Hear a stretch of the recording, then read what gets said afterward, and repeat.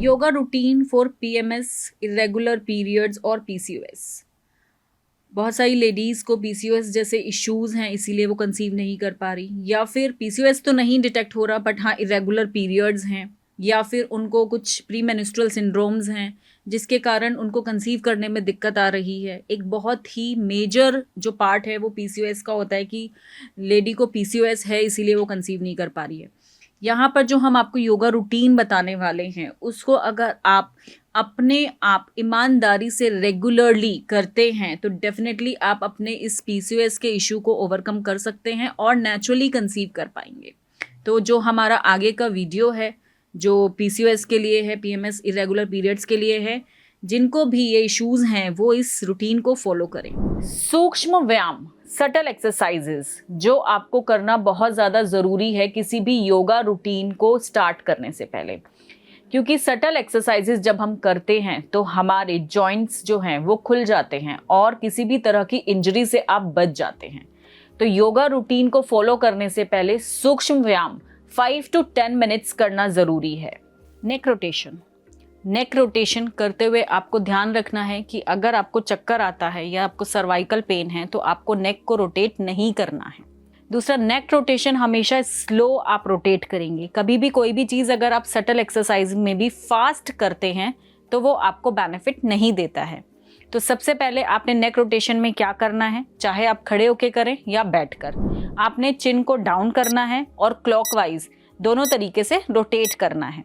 जो भी जाएंगे स्लो जाएंगे। देन आपने, अगर आपको सर्वाइकल पेन है तो आप हाफ नेक रोटेट करेंगे।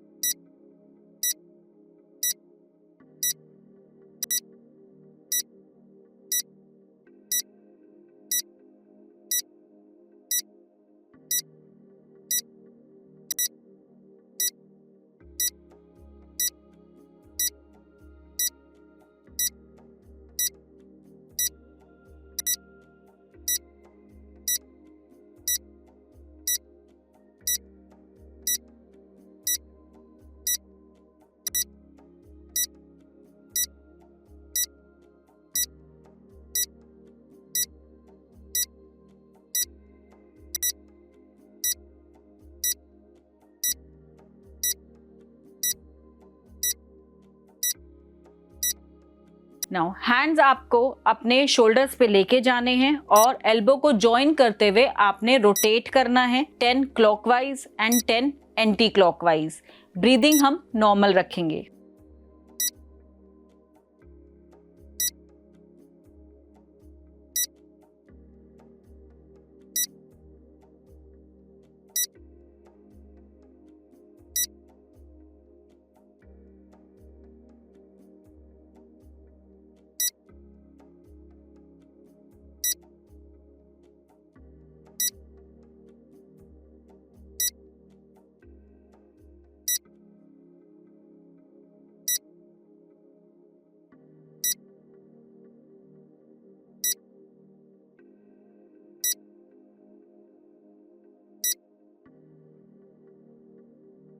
अपने हैंड्स को स्ट्रेट करना है, अपने शोल्डर के साथ उन्हें अलाइन करना है और पाम को स्ट्रेच करना है। अब हम अपने हैंड्स को नीचे की तरफ ले जाएंगे और नीचे की तरफ 10 काउंट तक स्ट्रेच करेंगे। अब फिर से आपने अपने हैंड्स को स्ट्रेट ही रखना है, शोल्डर के साथ अलाइन रखना है। अब आपने अपनी फिस्ट बना लेनी है, अपने थंब को अंदर की तरफ लेके अपनी एक फिस्ट बनानी है और अपने रोटेशन आपने करनी है। 10 क्लॉकवाइज करेंगे और 10 एंटी क्लॉकवाइज।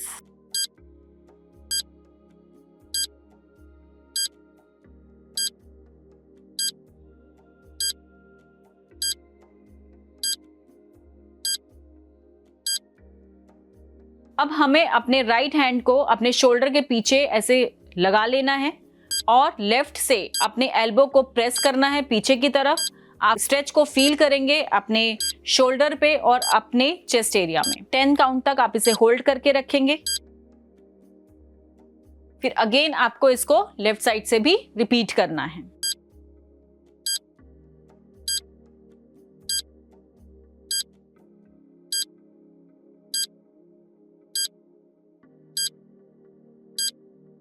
अब आपने अपने राइट हैंड को डायगनली लेना है और लेफ्ट से राइट को होल्ड करना है, प्रेस करके रखना है 10 काउंट्स तक।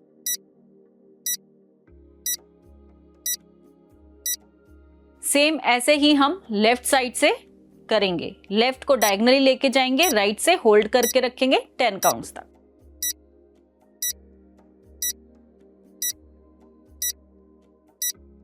नाउ लेग को अपार्ट कर लेंगे और साइड स्ट्रेच करेंगे। मेक श्योर साइड पे आपको स्ट्रेच फील हो। आप जो है आगे की तरफ ना जाएं और साइड पे जाएं। इनहेल करते हुए आपने साइड बेंड करना है और एक्सहेल करते हुए वापस। फिर दूसरी साइड से भी इनहेल करना है और एक्सहेल वापस। अगेन 10 काउंट्स तक आप इसको रिपीट करेंगे।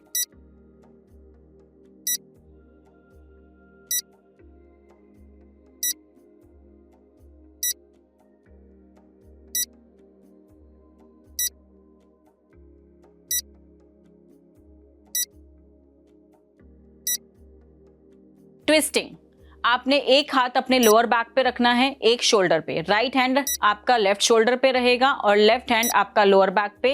इनहेल करते हुए आपने ट्विस्ट करना है और एक्सहेल करते हुए वापस। ऐसे ही अपोजिट साइड पे हैंड्स को चेंज कर लेंगे। आपका राइट बैक पे चला जाएगा और लेफ्ट हैंड आपका राइट शोल्डर पे जाएगा। अगेन इनहेल करते हुए ट्विस्ट और एक्सहेल करते हुए वापस। एक्सरसाइज को भी आपने 10 टाइम्स रिपीट करना है।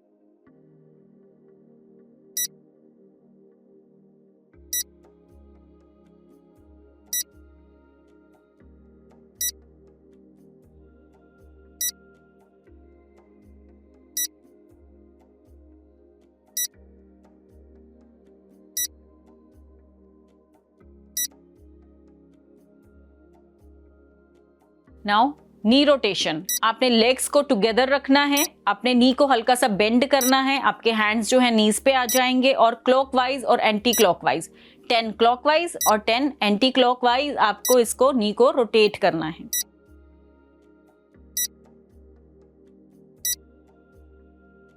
नाउ फ्लेक्स एंड पॉइंटेड, खड़े होके भी आप ये कर सकते हैं और बैठ कर भी। जब भी आप करेंगे तो फ्लेक्स मतलब कि आपका जो लेग है, टोज है, वो आपकी तरफ है। पॉइंटेड मतलब वो टोज जो है वो अपोजिट साइड पे है।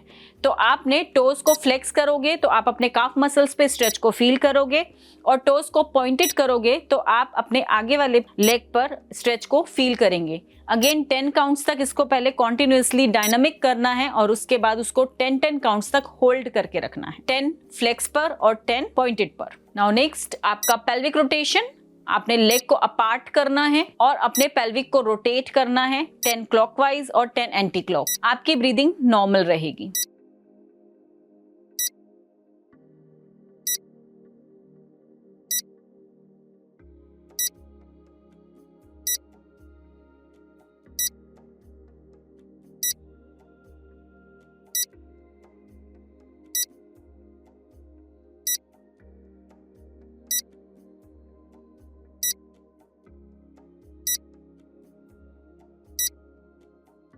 सूर्य नमस्कार।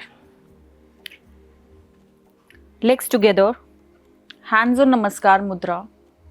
Keep your eyes closed. Deep inhale. Exhale completely. Om Suryaya Namaha. Now hand up. Big bending with inhale. Exhale, forward bending.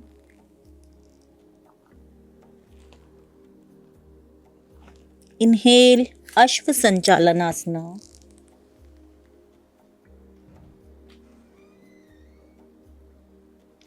Exhale, Parvatasana.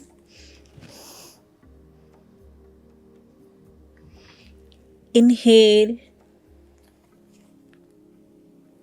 Ashtang Namaskar. Exhale, Bhujang Asana. then inhale, exhale, पर्वतासना,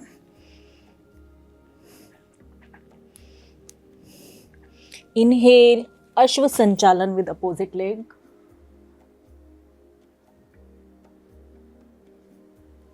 exhale, forward bending, inhale, back bending. Now hands on Namaskar Mudra. Take a deep inhale, exhale completely. Om Suryaya Namaha. Relax. Now Tad Asana. Tad Asana आप 10 counts तक कर सकते हैं.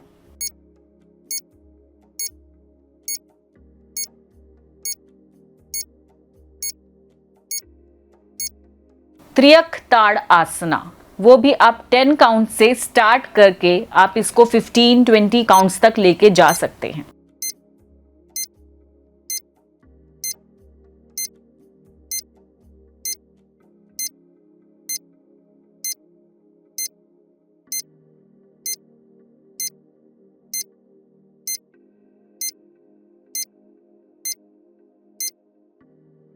Triangle pose. Triangle pose again आप 10 से start करेंगे और इसको 20 तक लेकर जाएंगे.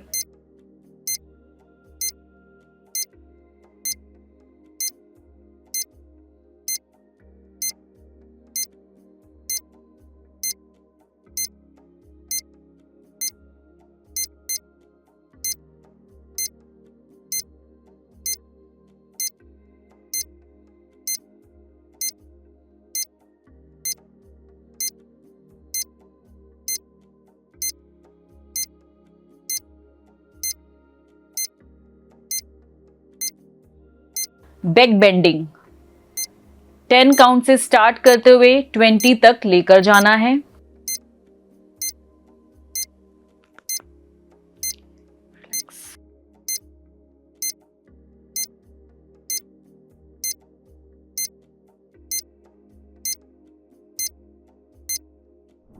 फॉरवर्ड बेंडिंग 10 से स्टार्ट करते हुए हमें 20 काउंट्स तक इसको लेकर जाना है.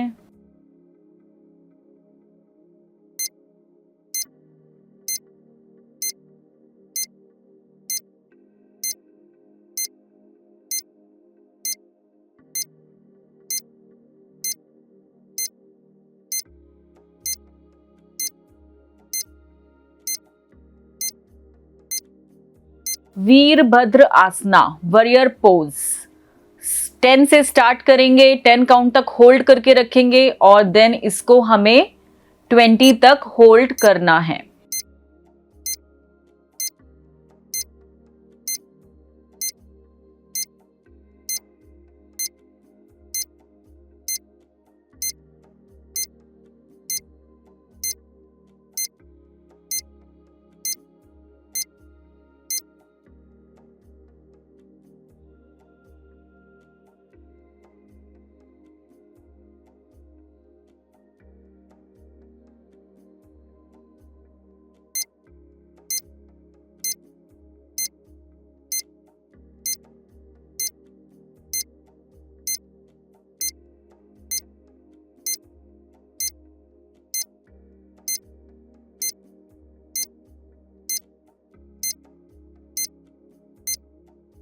काली आसना, जिसको हम सुमो स्क्वाट भी बोलते हैं, से भी हमें 10 से स्टार्ट करना है और 20 तक लेकर जाना है.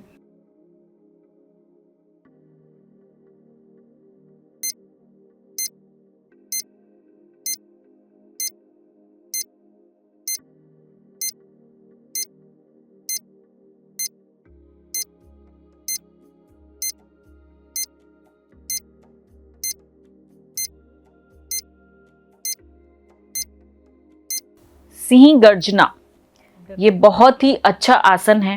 इससे आपके थायराइड पे और साथ के साथ आपका स्ट्रेस लेवल बहुत ही कम हो जाता है. तो इसको रेगुलरली करना है और 3 बार कम से कम हमें सिंह की तरह गर्जना करनी है.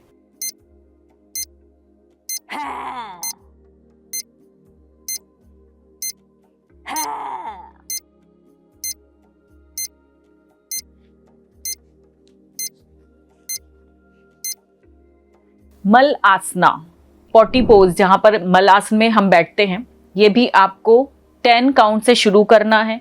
20-30 काउंट्स तक आप लेके जा सकते हैं, और अगर आपको रिजल्ट्स चाहिए तो आप इसको 5 मिनट तक भी कर सकते हैं, 10 मिनट्स तक भी कर सकते हैं।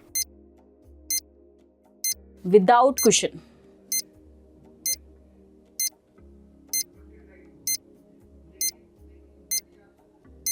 मल आसन में हम एक और जो वर्जन है उसका वो कर सकते हैं। मल आसन में साइड स्ट्रेचिंग हमें करनी है, जो कि हमारे फेलोपियन ट्यूब के लिए बहुत ही अच्छी है, हमारे यूट्रस हेल्थ के लिए बहुत ही अच्छी है। तो उसको अगेन हमें 10 काउंट्स राइट साइड से और 10 काउंट्स लेफ्ट साइड से करना है।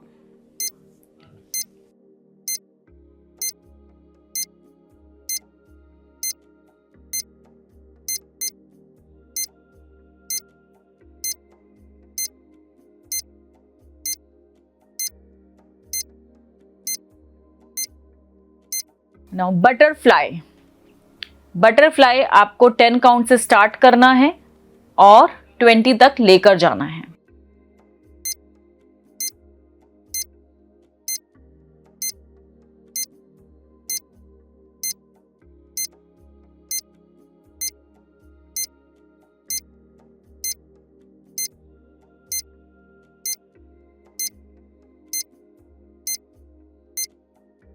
नाउ बटरफ्लाई उज्जयी ब्रीदिंग के साथ।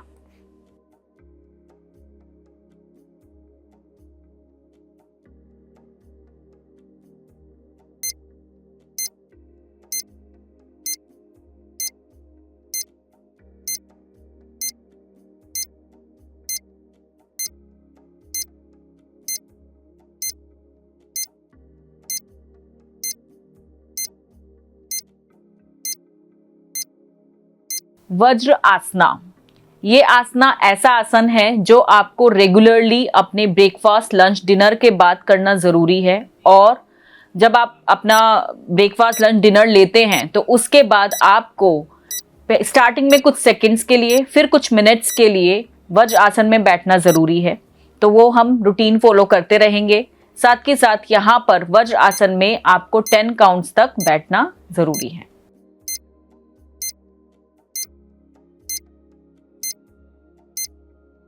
मार्जरी आसन, कैट कैमल, इसको हम 10 से स्टार्ट करेंगे और अगेन 20 तक लेकर जाएंगे।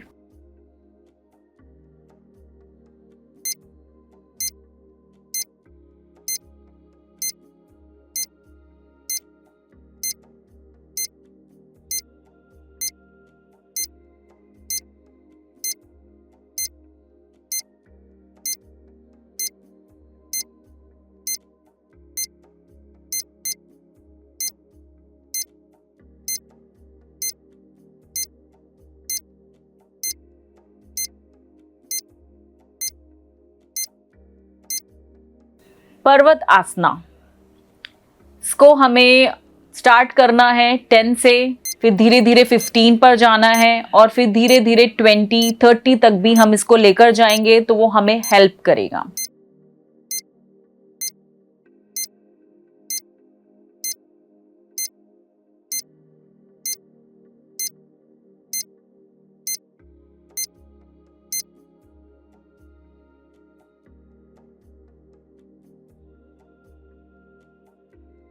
नाउ पपी पोज, बहुत ही अच्छा पोज है, आपके बैक एक के लिए भी अच्छा रहेगा, इसको करना ज़रूरी है। और इसको 10 से स्टार्ट करेंगे और 20 तक लेकर जाना है।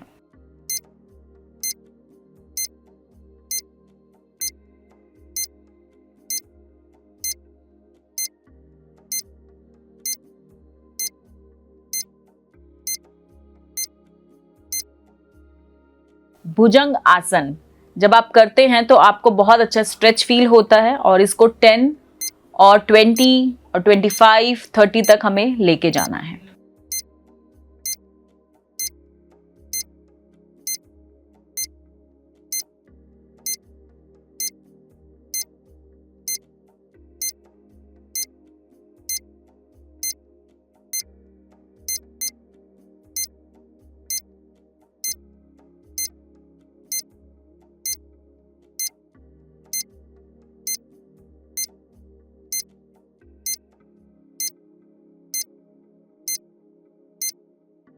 मंडूक आसन, रेगुलरली मॉर्निंग में अगर आप इस आसन को करते हैं तो ये आपको हेल्प करेगा और आपको इसको 20 काउंट से स्टार्ट करना है।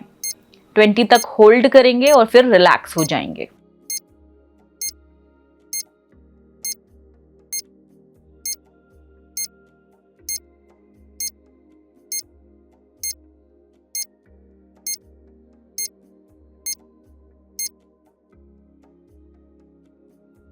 पवन मुक्त आसना, पवन मुक्त आसना में हमें एक साइड, मतलब अगर हम राइट लेग से स्टार्ट कर रहे हैं तो 10 काउंट्स और फिर लेफ्ट 10 काउंट्स और फिर दोनों को होल्ड कर 20 काउंट्स तक हमें रखना है।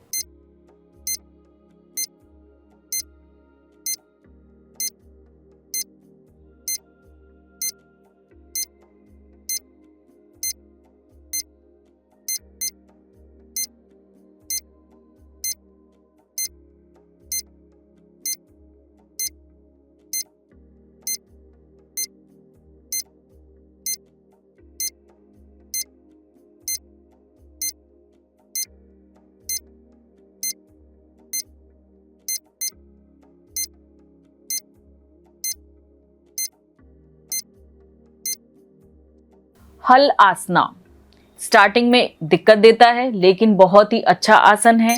इसको हमें 10 से स्टार्ट करना है और 20 तक लेकर जाना है।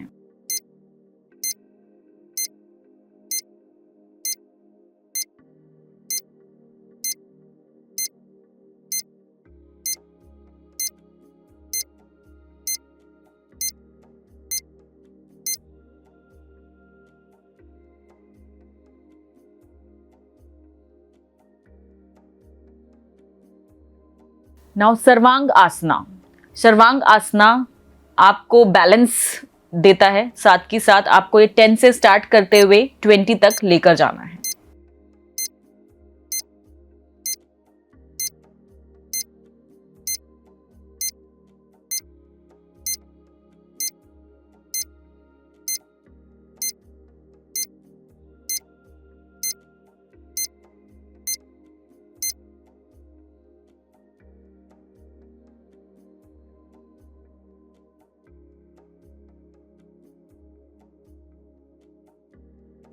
नाउ नौका आसना, नौका आसना आपको करना है और ये 10 से स्टार्ट करना है। धीरे धीरे आप जितनी देर तक होल्ड कर सकते हैं और उसको मिनट्स तक भी लेके जा सकते हैं।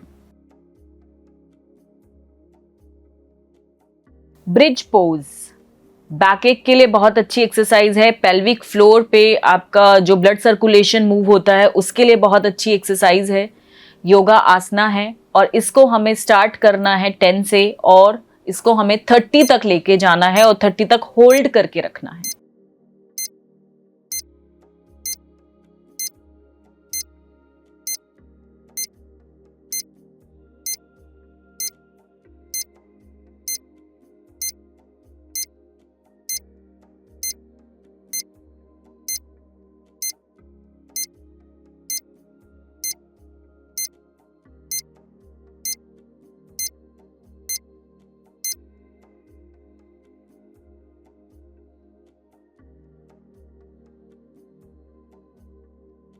चाइल्ड पोज, चाइल्ड पोज जो है स्ट्रेस रिलीविंग पोज है। इसको हमें काउंट्स पे नहीं लेके जाना है, इसमें हमें अपने आप को रिलैक्स करना है। तो इसके लिए हम आराम से चाइल्ड पोज में कुछ मिनट्स के लिए जरूर बैठेंगे। शव आसन, शव आसन में आपको रिलैक्स होकर लेट जाना है। आपके लेग्स वाइड आप रख सकते हैं। आपका पूरा शरीर मदर अर्थ पर टच होना चाहिए। आपके हैंड्स आपके शरीर के साइड में, आपकी बॉडी के साइड में रहने चाहिए, पाम टुवर्ड्स द सीलिंग।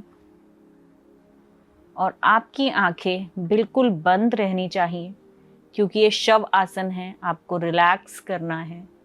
तो रिलैक्स करने के लिए आपको अपनी बॉडी को ढीला छोड़ना होगा।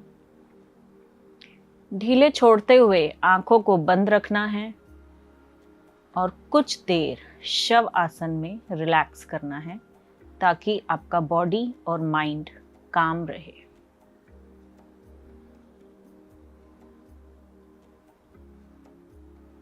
यहाँ पर आप नॉर्मल ब्रीदिंग लेंगे।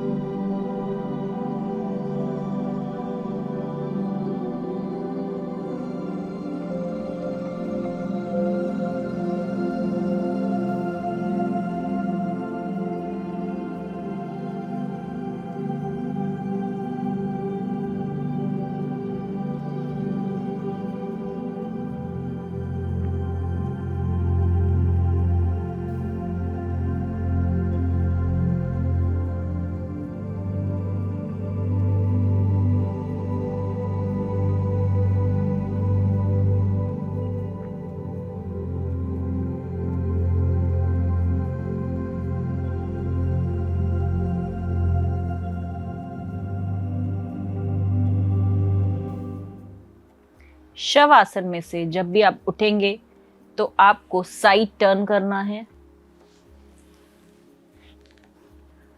आपको रिलैक्स करना है और अपने हाथों का सहारा लेते हुए धीरे से उठकर बैठना है।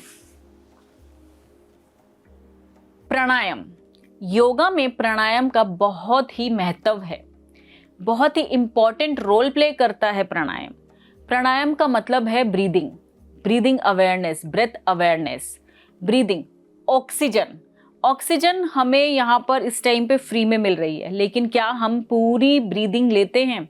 क्या हम अपनी पूरी सांस लेते हैं? क्या जब हम इनहेल करते हैं हमारा बेली बाहर आता है और एक्सेल करते हैं तो बेली अंदर जाता है? क्या आप इस चीज़ को फील कर पाते हैं?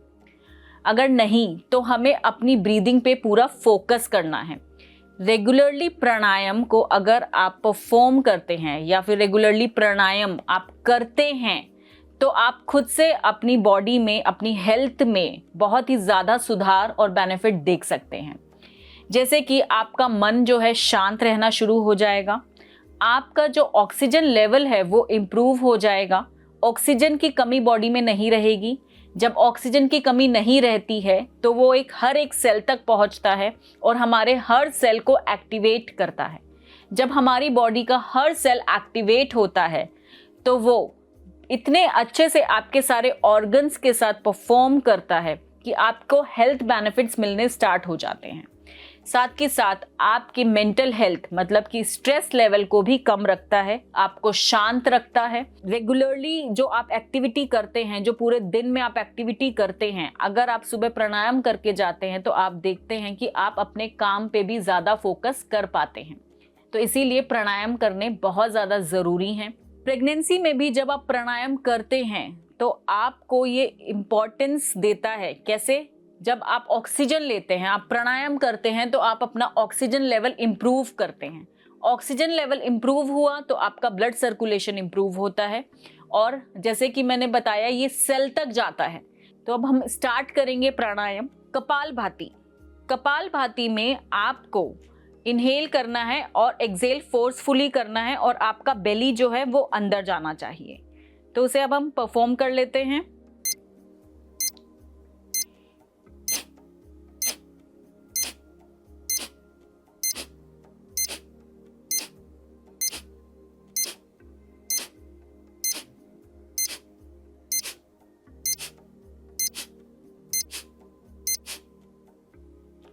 कपालभाति आप 50 राउंड से स्टार्ट कर सकते हैं और इसे 200-300 तक भी लेके जा सकते हैं। 5 मिनट तक भी इसको कर सकते हैं। भस्त्रिका, भस्त्रिका से हम अपने आप को डिटॉक्स कर सकते हैं। तो इसमें हमें इनहेल करना है नोज के थ्रू और एक्सेल फोर्सफुली हमें करना है। साथ के साथ हम हैंड्स की भी मूवमेंट यहाँ पर रखेंगे। इसको करना कैसे है?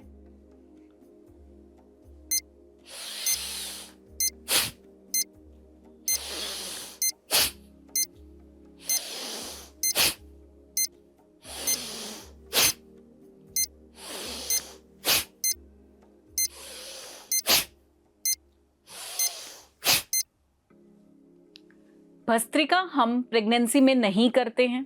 इसे हम जब हम कंसीव करना चाहते हैं इसे हमें ज़रूर करना है, क्योंकि जब हम एक्सहेलेशन करते हैं तो हमारी बॉडी को ये डिटॉक्स करता है और डिटॉक्सिफिकेशन हमारे कंसेप्शन के लिए बहुत ही ज़्यादा ज़रूरी है।